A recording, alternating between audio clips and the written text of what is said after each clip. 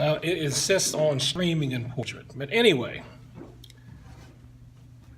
I'm doing a response video to what Martial Arts Tutor wrote about why martial arts frauds exist, simply because I need the views. Because a lot of what he said I agree with. But just to make it interesting, I'm going to first start off with the stuff that I don't agree with, and I'm going to be brief about it.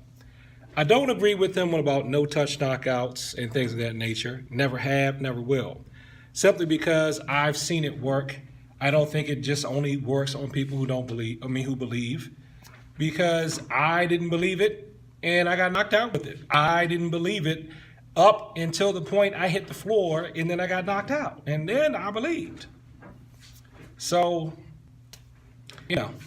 part of the problem is it seems like people can nullify some of this stuff because, number one, people who are very, very, very physically strong and angry are putting out their own energy. So when they come at somebody who's throwing chi, they may be too big for the amount of energy that's being thrown out. So their large mass may not be overtaken by the energy. Also, it is a lot easier to make sound and energy work on people who are sick. And I can tell you something that's going to be totally non-mystical. You ever hear of people having a heart attack because they were startled? That's their energy being disrupted just by something that happens. I have done some things where I've said some sounds and people have told me that they felt their heart going, so I stopped. Now, having said that, this is what gets me in trouble probably with a lot of sound and energy people. I think it's easier to just pick up a bat and hit someone than to stand there and meditate and summon up energy and go through all those motions. So that's why in the beginning, I knew I'm just going to go after the physical path. I'm just going to do that. And then if I get time later on in life, I'll go more into the hands-off and energy type stuff. But a lot of the stuff that comes along with the energy work also comes along with work on the anatomy. A lot of stuff is more effective with less force because you understand better how to hurt the body. And really the reason why energy stuff can work is because we are made up of energy. We are vibrating. We're a bunch of vibrating molecules that appear to be solid. And if you disrupt our vibration, we hurt. If someone shoots you with a bullet, they're disrupting your vibration. And now I know many of you have probably already clicked out of this video, but if you stick with me long enough, I want you to consider this. While you're going around thinking that the ki, no touch, all that stuff doesn't exist, people didn't think that germs existed. You can't see them, so they must not be there, right? We're going to find one day that all this stuff that people are talking about with energy, we're going to find out that it exists and that you finally got a way to quantify it. And then I guess you'll believe it. So, on another note, even though I said that, when I see, this is the thing. I always hate when I see there's a TMA person. He's going to try to challenge an MMA person. All right? Well, when I see TMA and MMA fighting each other, not trying to learn from each other, but trying to be competitive over little to no money or very little money. I think that's ridiculous. I think that's a waste of time. I think that's not what the martial arts is supposed to be about. And I fall into this thought pattern every time. Usually when I first heard about it, I'm on the side of the TMA person. How dare those MMA ruffians? But then if I find out that the TMA person went out of his way, because it's usually a guy, I haven't heard a woman doing it yet. He went out of his way to go bother this MMA person in the MMA person's gym, then I hope he gets his butt kicked. I swear, I'm just like, I hope he kicks his ass. I feel like that. Because I'm like, why are you going over to somebody's gym trying to challenge them and trying to prove that what they're doing ain't all that? What are you getting out of that? Nothing. You wouldn't like it if they did it the other way around. You want people at their gyms. It makes no sense. I mean, are you that insecure? If you really want to work out with them, sign up for their class. Why not sign up for their class? And the thing that gets me is it's not like MMA is new. It's not new. People have been combining techniques since there have been martial arts styles. Every TMA that's out now is an MMA. And what we call MMA will develop its traditions and practices and become a TMA. So really, it's not anything different. What we're calling MMA today is really just sport fighting in a particular context. And that's good.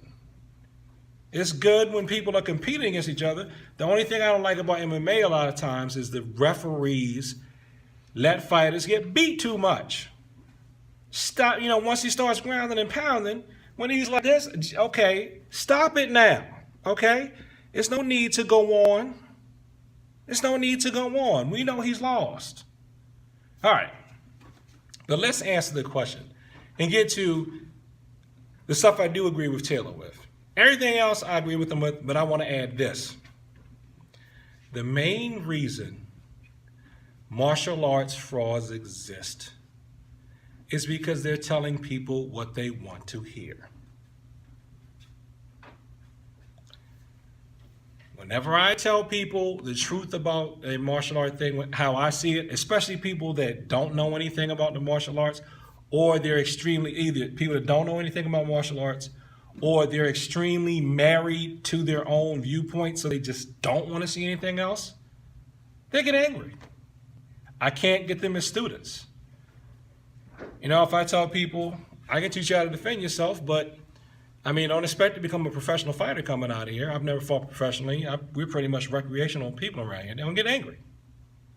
If I tell them you still got to watch your step and you're not going to be able to beat up everybody in the world, I don't care how many black belts you get, they get angry.